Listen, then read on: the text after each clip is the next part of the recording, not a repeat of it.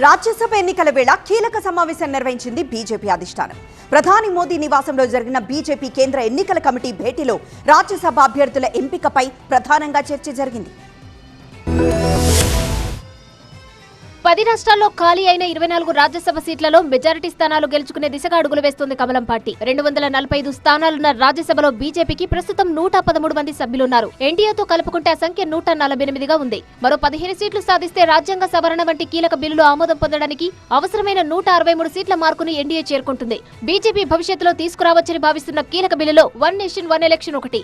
దేశవ్యాప్తంగా లోక్సభ, అసెంబ్లీ ఎన్నికలను ఏకకాలంలో నిర్వహించాలంటే రాజ్యాంగ సవరణ అవసరం. అందుకు రాజ్యసభలో 3/2 మెజారిటీ అవసరం. ఉమ్మడి పౌర స్మృతి బిల్లు కూడా బీజేపీ ఎజెండాలో ప్రధానంగా ఉంది. అలాగే డీలిమిటేషన్, ఎన్నికల సంస్కరణలు, కేంద్ర రాష్ట్రాల మధ్య అధికారాల పునర్వ్యవస్థీకరణ వంటి కీలక బిల్లులకు కూడా 3/2 మెజారిటీ తప్పనిసరి. దీంతో బీజేపీ ఆ దిశగా ఆధిపత్యం సాధించేందుకు సిద్ధమవుతుంది. ప్రస్తుతం నోటిఫికేషన్ వెలువడిన 24 స్థానాల్లో ఏపీ, కర్ణాటక, గుజరాత్లలో 4 చొప్పున, మధ్యప్రదేశ్, రాజస్థాన్ లో 3 చొప్పున ఖాళీ కానున్నాయి. జార్ఖండ్ లో 2, మణిపూర్, మేఘాలయ, మిజోరం, అరుణాచల్ ప్రదేశ్ లలో ఒక్కో స్థానానికి ఎన్నిక జరగనుంది.